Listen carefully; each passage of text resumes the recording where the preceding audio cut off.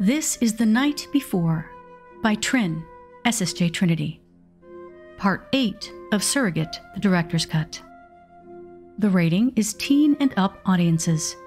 No archive warnings apply. The category is general. The fandom is Malevolent, the podcast. Additional tags. Ominous. Soft. Healing isn't impossible, but it does take time. Voices by LynnLarsh as John, Jasper as Arthur, Vmprsm as the narrator, SSJTrinity, Kraiva, and Somniate as the work introduction. Editing by Flamia. Directed by Vmprsm. Transcript by Saffron. Created and posted with permission from the authors of Surrogate, the Director's Cut. A moment of intimacy between Arthur and John. A rare joke told. A small secret given. A precious treasure received.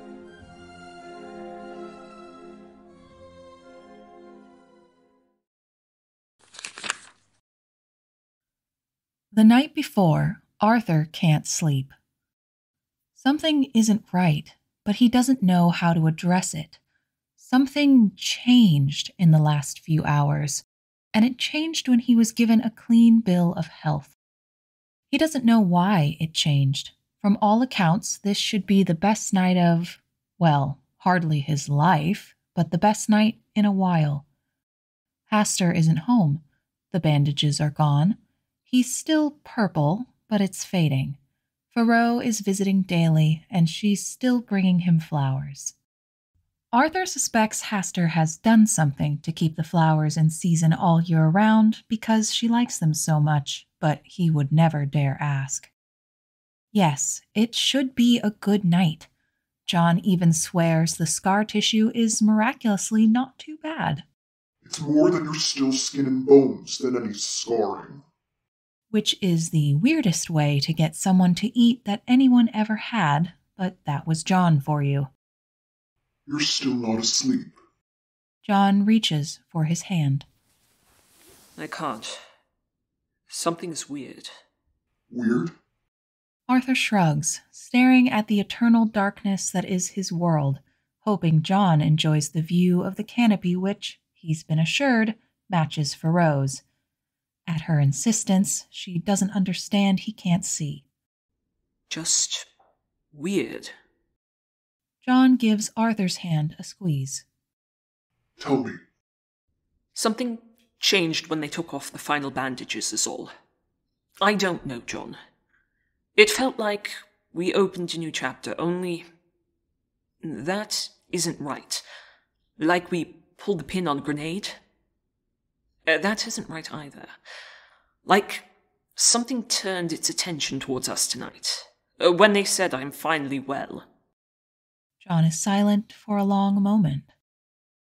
I don't sense anything, Arthur. It all feels the same. Maybe it just means Hastur's coming home. Arthur stretches. He will never again take for granted the ability to stretch without feeling like half his body was tearing away. Maybe. Wish he'd stay away longer. What's he been doing, anyway? He lost a lot of territory while he was running around trying to figure out how to separate us. I don't know how I know that, but anyway. He's gaining it back. Interlopers moved in, so he's having to fight.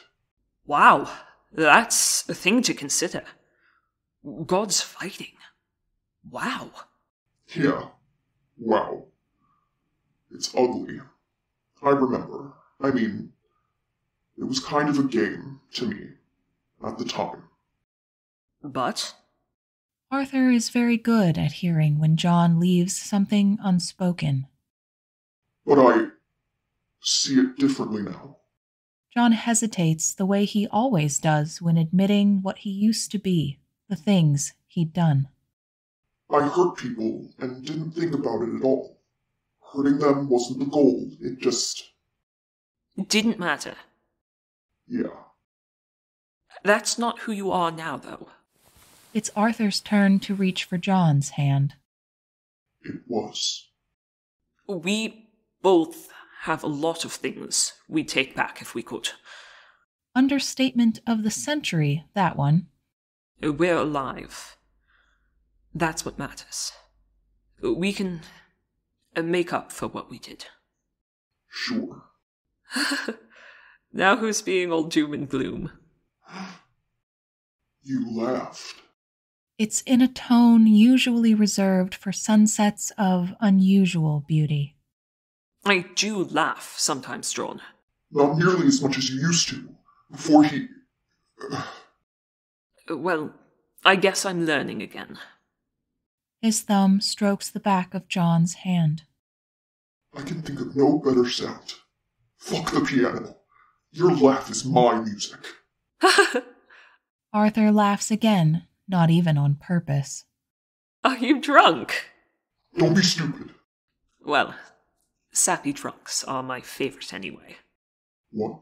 Why? Cute, affectionate, good for cuddling and whatever. I like sappy drunks. What kind of drunk are you?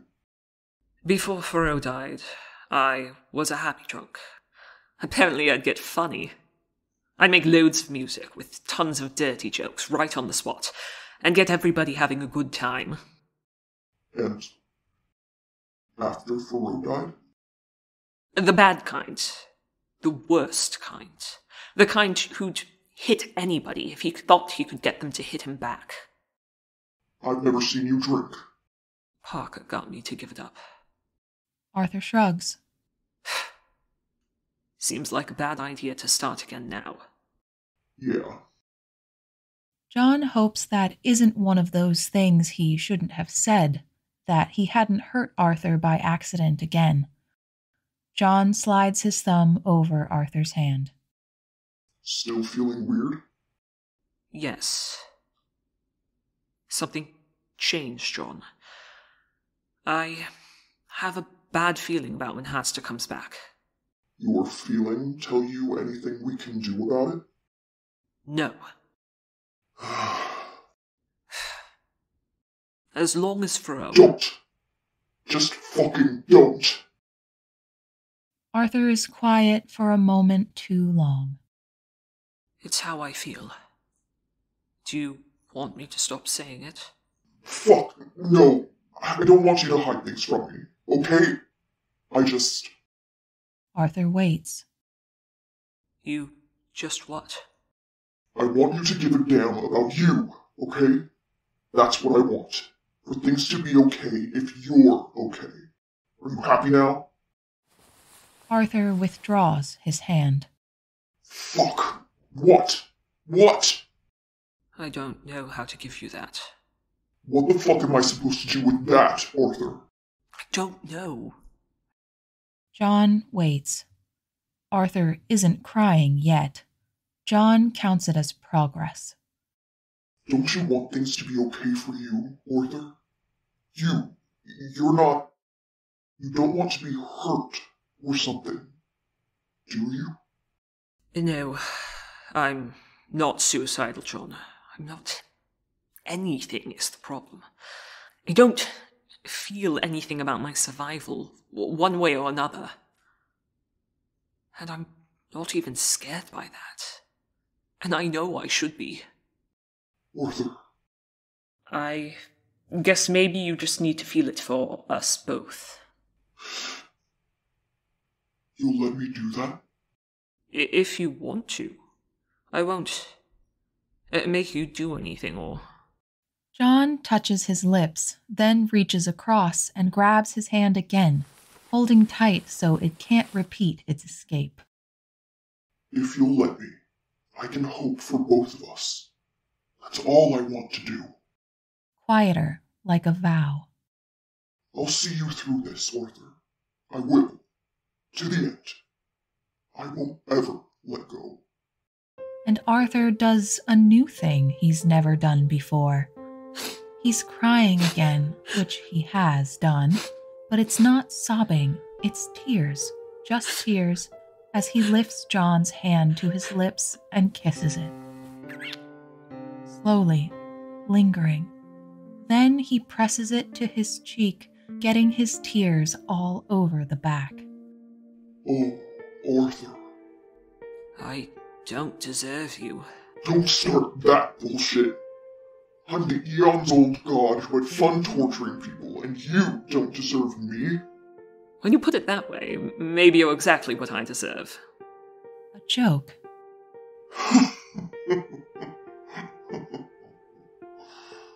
From relief more than humor, he laughs, and it is dark and scary and hearty and deep. Just his laugh, and he can't help that it sounds evil. Arthur knows the difference anyway. John's laugh isn't evil. Hastur's is. After a moment, Arthur laughs with him, and it isn't long, and it isn't deep, but it is real. He rolls over, holding John's hand, and though tears still sting on his cheeks, he's stopped leaking already, surely a record. He curls, pressing John's hand to his chest. Good night, John. John grips him, a tight and profound union. Good night, Arthur. Somehow, in spite of weirdness, in spite of grief, in spite of looming mystery, Arthur goes to sleep. And John watches, and John waits, and John treasures that second joke in his heart like the most valuable thing he's ever been given, greater than worlds or wealth or warriors, and he does not let go of Arthur's hand.